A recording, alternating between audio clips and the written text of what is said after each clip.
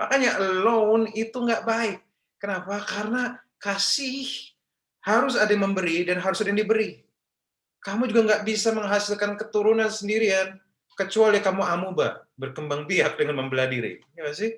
Dan juga bakat itu bisa dilatih sendiri, tapi karakter butuh orang lain.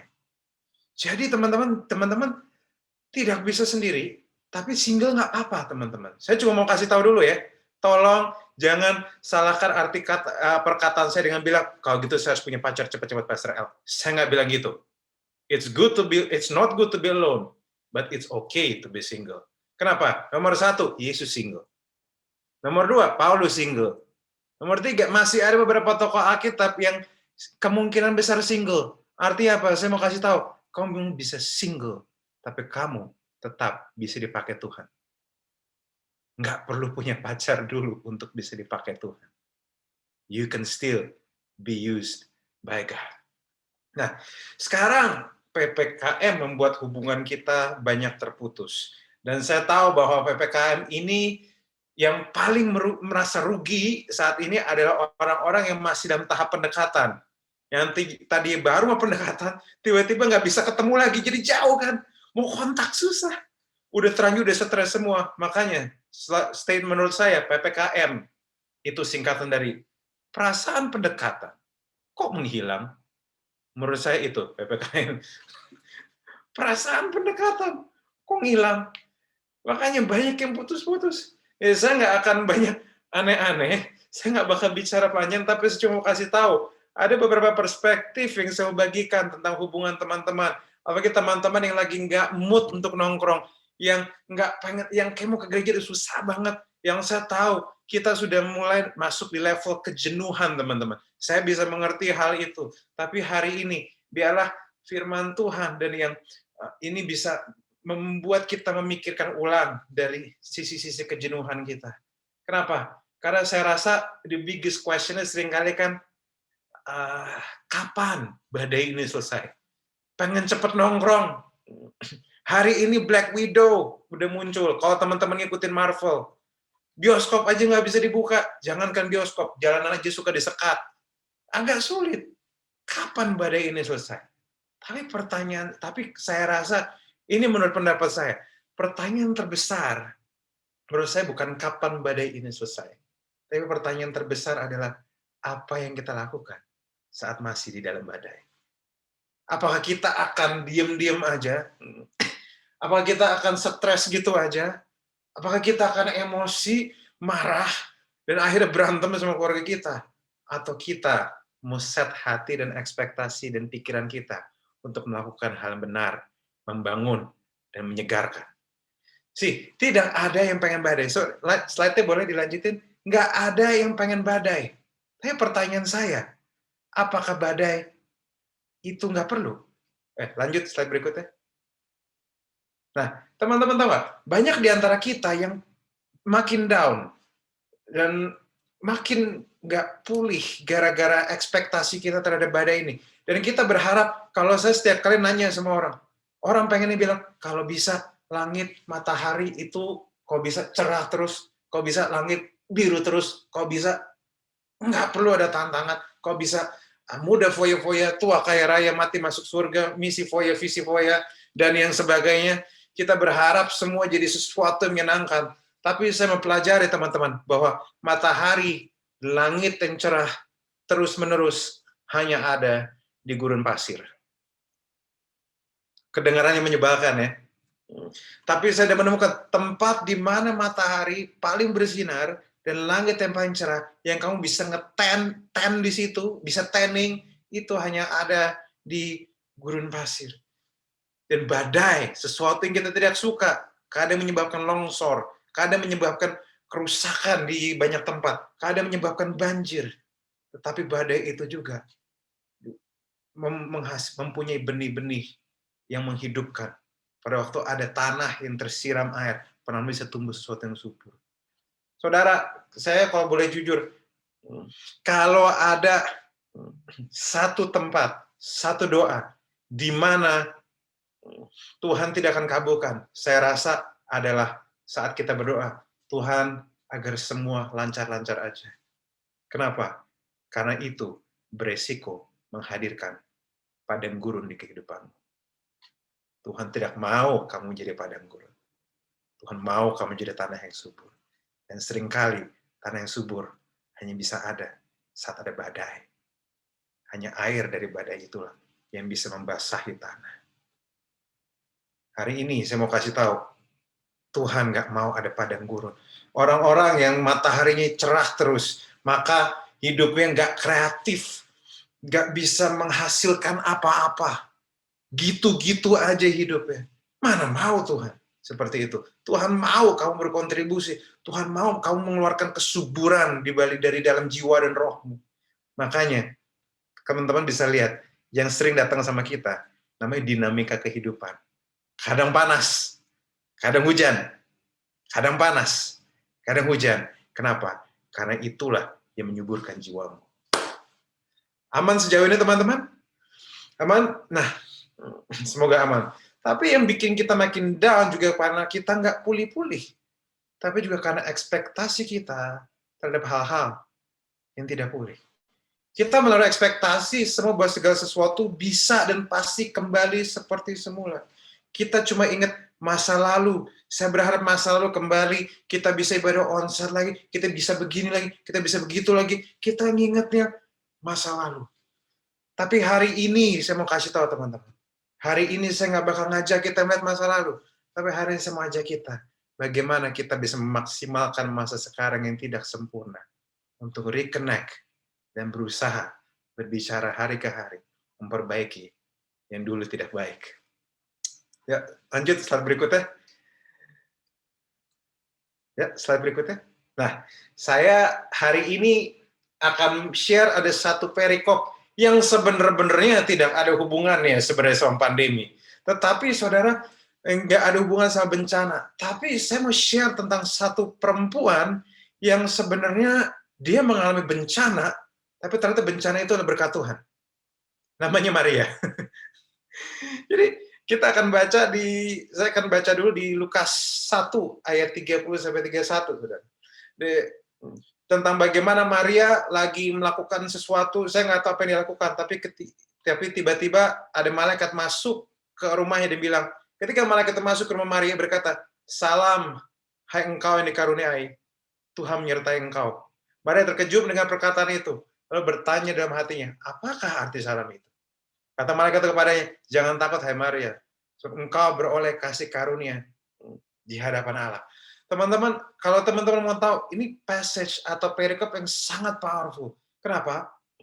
Karena pada waktu itu bangsa Israel, bangsa Yahudi sedang hidup di masa di mana mereka merasa Tuhan nggak berpihak sama mereka. Semenjak kitab Maleakhi selesai ditulis, Tuhan tidak berbicara pada umatnya sekitar 400 tahun. Jadi banyak di antara mereka mungkin merasa bahwa Tuhan nggak di pihak mereka. Tapi tiba-tiba si Gabriel itu ngomong bahwa, "Hey, salam bagimu yang dikaruniai, Tuhan menyertai engkau." Makanya Maria langsung bingung. Apa maksudnya? Yang saya tahu Tuhan nggak peduli. Yang saya tahu kami lagi dijajah Roma. Yang saya tahu kami nggak dalam keadaan kami yang terbaik. Apa maksudnya salam itu? What does it mean? Gimana mungkin saya beroleh dikasih karunia? Nah, bagi saya ini sesuatu yang luar biasa, teman-teman. Nah, dan lagi kasih karunia belum selesai, teman-teman. Ayat 31, dia bilang, terus Maria, kasih karunia apa? Dan malaikat bilang, sesungguhnya engkau akan mengandung dan akan melahirkan seorang laki-laki, dan hendaklah engkau menamai dia Yesus. Astagfirullahaladzim. Saudara cuma ketawa doang ngeliat ayat ini. Coba kamu bayangin di posisi Maria. Lagi ketawa-ketawa, tiba-tiba, hey, God's grace is with you. Apa ekspektasimu kalau God's grace is with you? God's grace is with you. Kamu sembuh dari sakit. God's grace is with you. Kamu dikasih mobil. God's grace is with you. Kayak omset perusahaan kamu hari ini tinggi atau omset online shop kamu hari ini tinggi. Nggak ada yang expect God's grace is with you. Kamu kan punya anak di luar nikah. What kind of God's grace is that? See, it sounds funny. Tapi teman-teman bisa bayangkan nggak? Betapa Maria rasanya kayak disambar petir di sini pasti. Maria mengalami apa yang kita sebut sebagai bencana lokal. Bencana besar, tapi lokal. Besar bagi dia. Teman-teman, ini menarik. Kenapa? Karena apa yang Maria harapkan ternyata tidak sesuai. Dan di sini kita belajar bahwa kadang perkenanan dan penyediaan Tuhan tidak selalu datang yang bentuk yang kita harapkan. Banyak kejutan bisa terjadi sama kita. It can be good, tapi bisa juga kadang terlihat sulit. Saudara tahu nggak? Kalau saudara dari lahir itu Kristen, saudara pasti tahu kisah Yusuf. Yusuf 13 tahun dia di penjara. Yusuf 13 tahun dia nggak bisa ngapa-ngapain, dan mungkin dia ada dendam tersendiri. Dia anggap itu sebuah problem. Tapi ternyata yang dianggap problem, kata begitu masanya terjadi, dia diangkat menjadi orang kedua di Mesir, dan tampaknya yang dianggap problem ternyata menjadi God's provision. Provisi untuk dia dan provisi untuk saudara-saudara yang lain. Sometimes, teman-teman, God's provision come to you as a problem. Seringkali seperti itu. Yang dianggap problem, ternyata itu pelindungan dari Tuhan. Makanya saya mau kasih tahu teman-teman, bagi kamu yang seringkali pengen datang sama seseorang, jadian sama seseorang, ternyata Tuhan say no, jangan marah sama Tuhan. Kenapa? Karena akan ada waktunya kamu mengucap syukur atas doa yang Tuhan tidak kabulkan. Maka dari itu, kenapa saya pakai ayat ini, teman-teman? Teman-teman perlu ngerti bahwa sedikit demi sedikit, apa yang Maria alami itu agak mirip sama kita. Walaupun dalam konteks yang sama sekali berbeda. Dia ngalamin bencana, kita juga ngalamin bencana. Walaupun mungkin kita percaya Tuhan mengizinkan semuanya. Tapi hari ini, saya cuma mau share beberapa ayat yang saya harap bisa menguatkan teman-teman. Bagaimana di dalam relationship, kita bisa mempersiapkan diri agar kita bisa tetap terkoneksi dengan siapapun. Nomor 1, ayo kita buka slide berikutnya. Don't be naive, but be adaptive. Don't be naive, but be adaptive. Jangan jadi naif, tapi jadilah orang yang adaptif. Ya, slide berikutnya, silakan. Apa itu? Sebelumnya saya mau jelaskan dulu apa itu naif dan apa itu adaptif. Naif di dalam bahasa Inggris artinya showing a lack of experience, wisdom, or judgment. Jadi orang naif adalah orang yang tidak punya pengalaman, orang yang tidak punya hikmat, dan orang yang polos, nggak ngerti apa-apa, kok hidupnya kayak lurus aja gitu. Naif sekali. Yang kedua, tapi ada satu kata lagi namanya adaptif. Adaptif arti apa? People who are flexible. They don't lose their cool. Jadi mereka orang yang berusaha fleksibel, berusaha beradaptasi dengan keadaan, dan mereka tidak stres saat rencana mereka berubah, dan mereka selalu belajar, selalu rela untuk mempelajari sesuatu yang baru.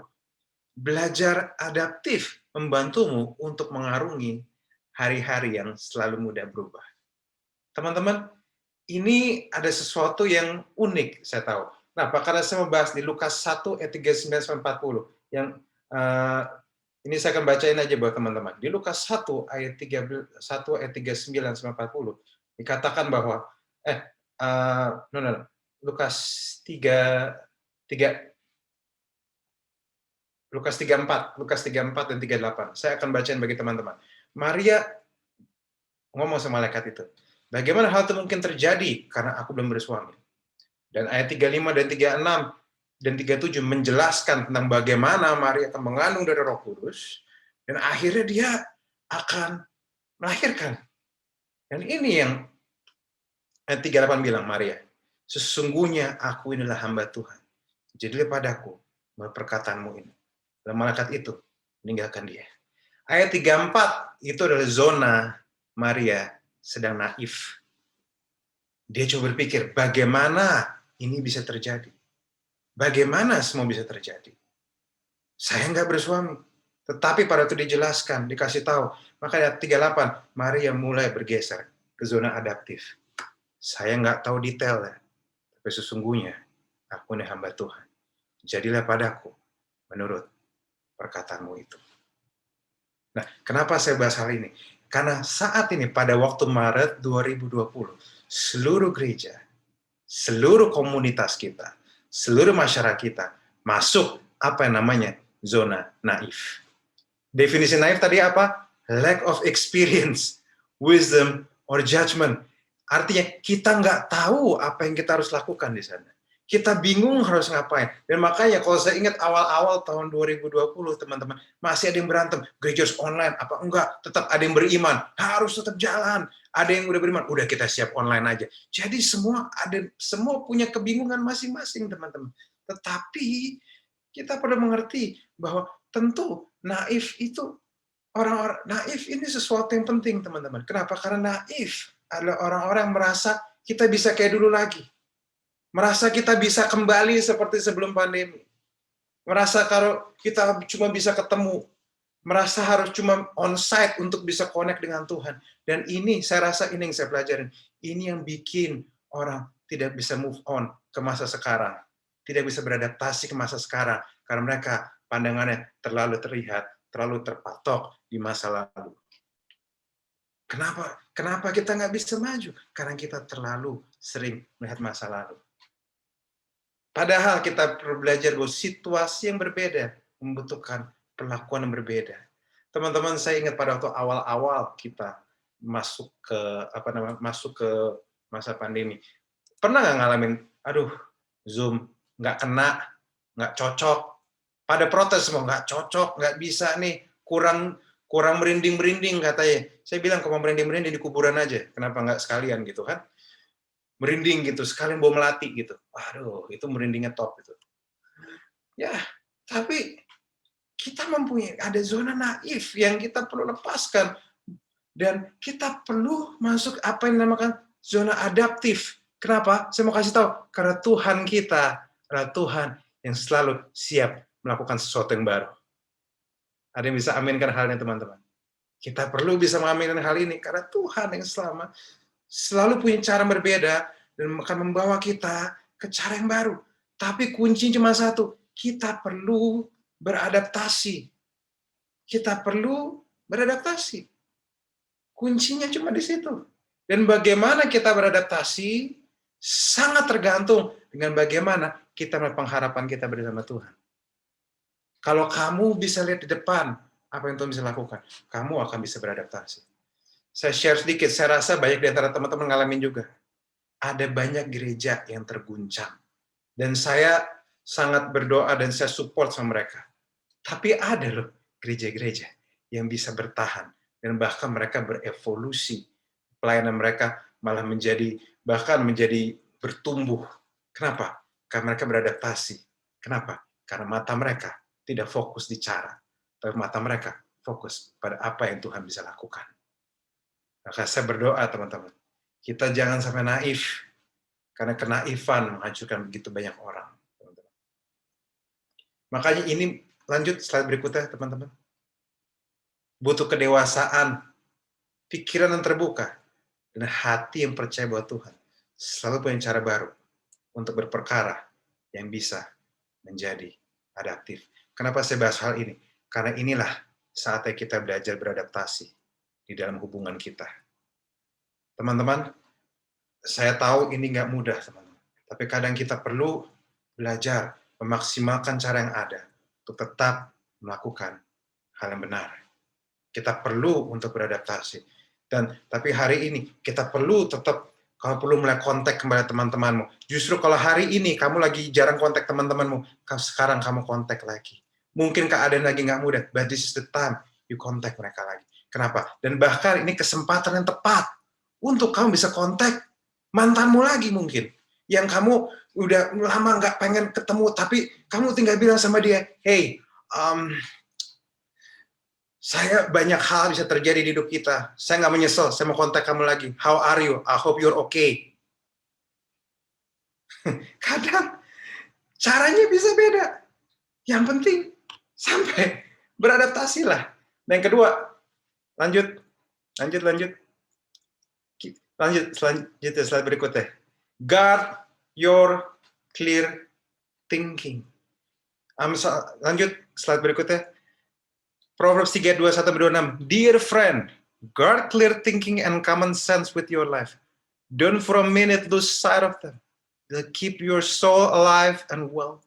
They'll keep you fit and attractive. You'll travel safely. You'll neither tire nor trip. You'll take afternoon naps without worry. You'll enjoy a good night's sleep. No need to panic over the alarms or surprises or prediction that doomsday just around the corner. Because God will be right there with you. He'll keep you safe and sound.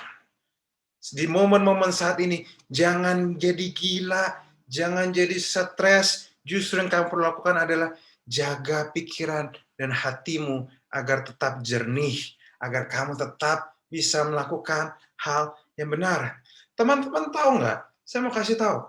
Di momen-momen ini, justru seorang hamba Tuhan perlu belajar untuk mungkin saatnya banyak hamba Tuhan memaksimalkan teman-teman generasi mudanya untuk bisa mikir kreatif. Kenapa? Karena saya mau kasih tahu teman-teman, di masa-masa pandemi, ada aja orang bisa ambil keuntungan di sana.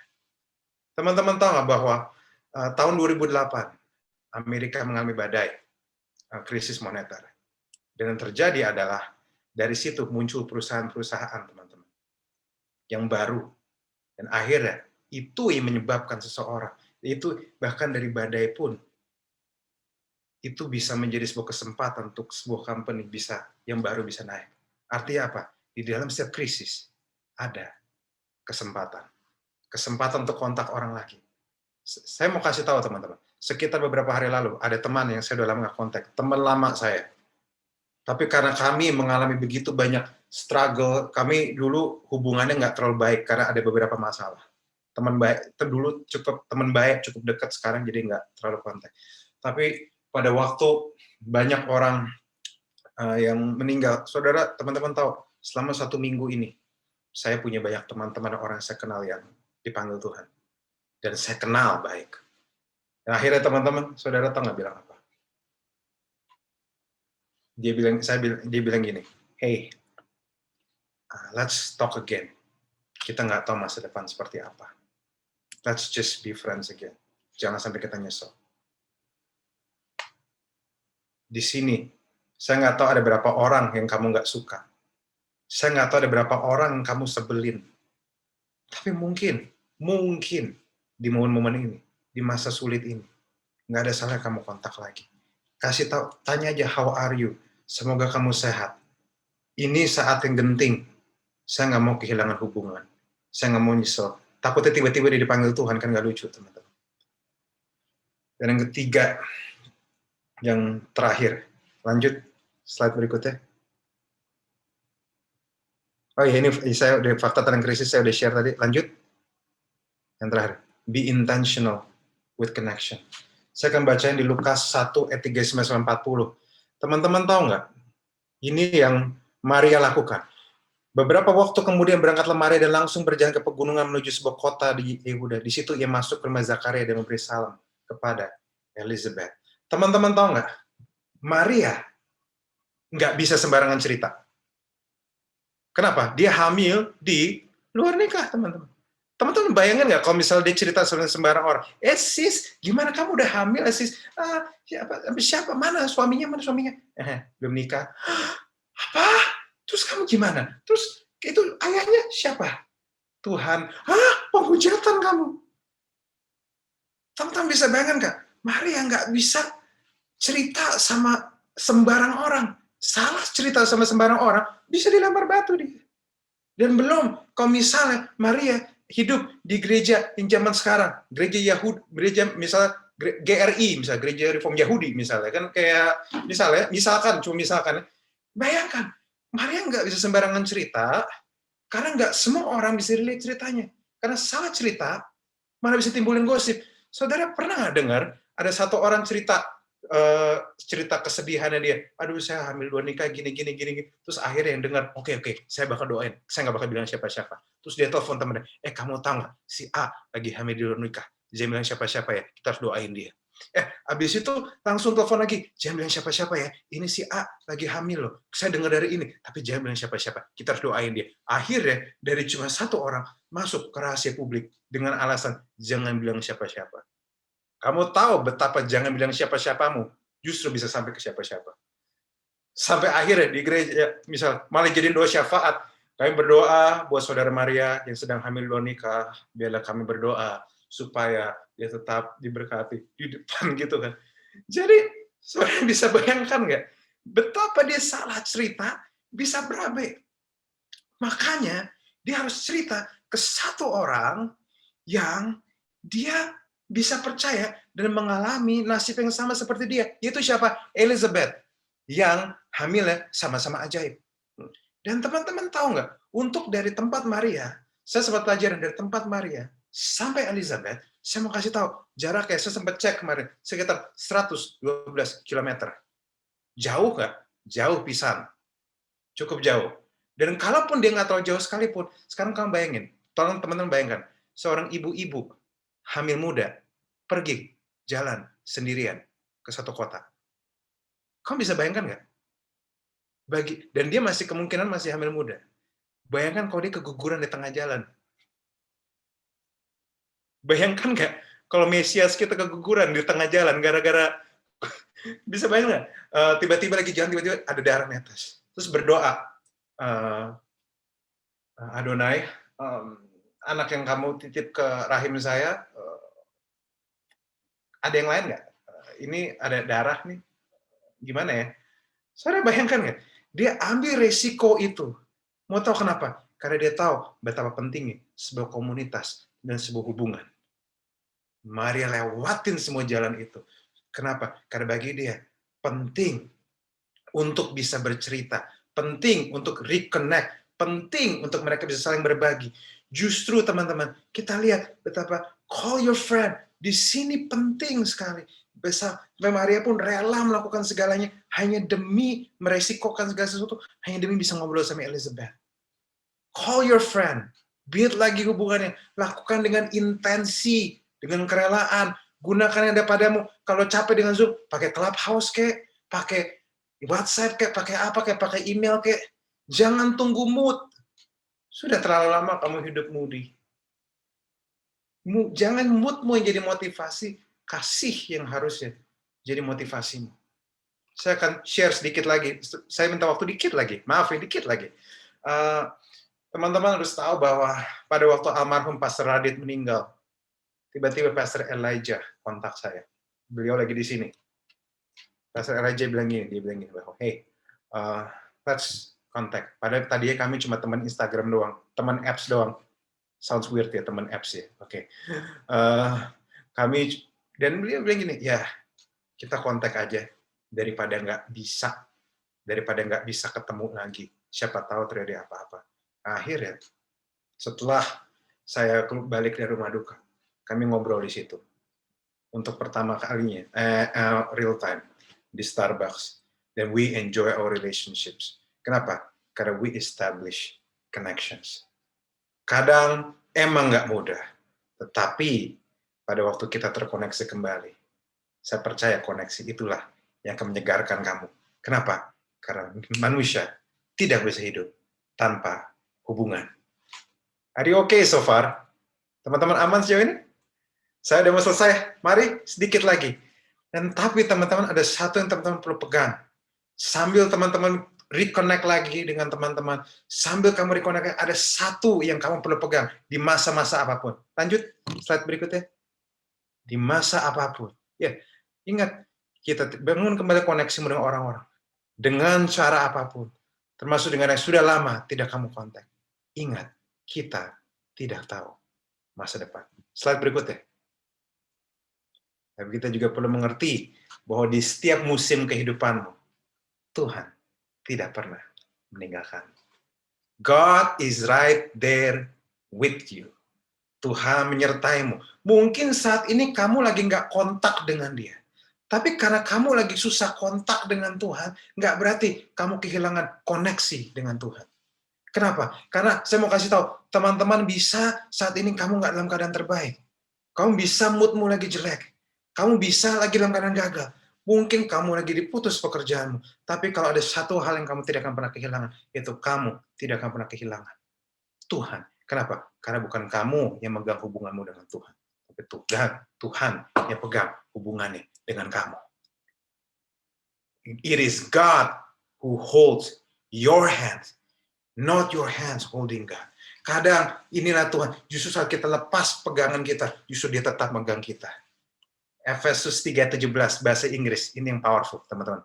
May Christ through your faith dwell atau settle down. Settle down artinya, ini settle down itu powerful, artinya dia tinggal dengan nyaman.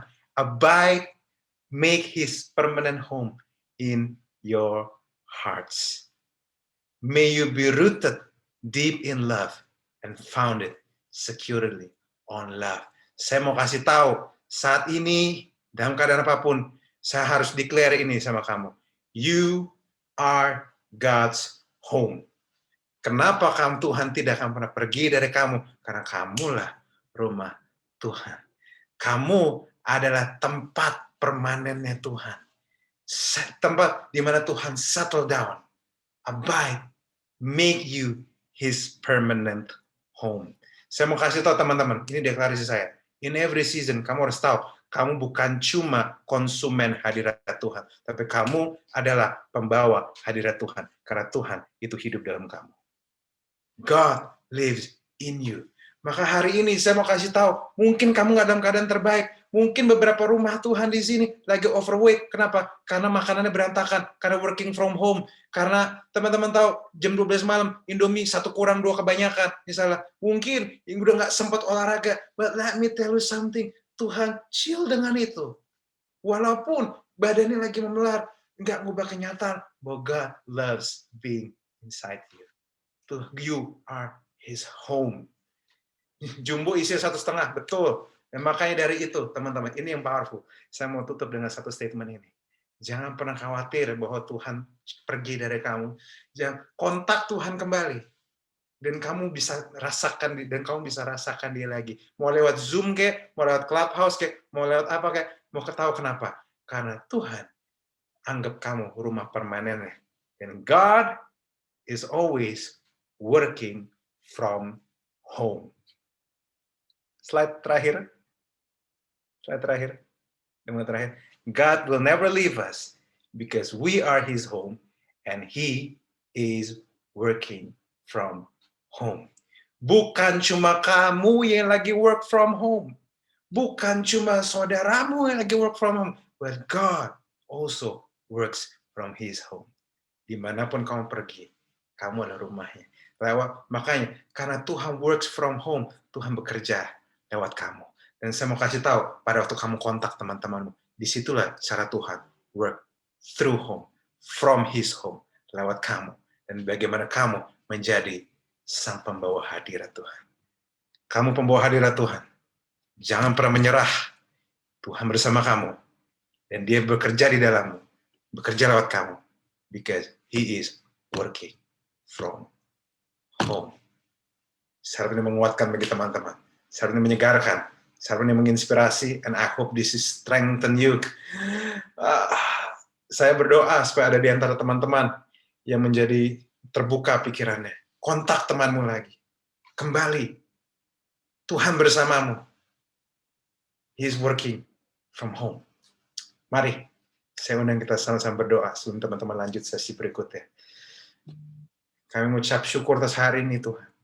Kalau Tuhan yang nggak pernah menyerah sama kami. I know you are working from home. Kami baik-Mu, Tuhan.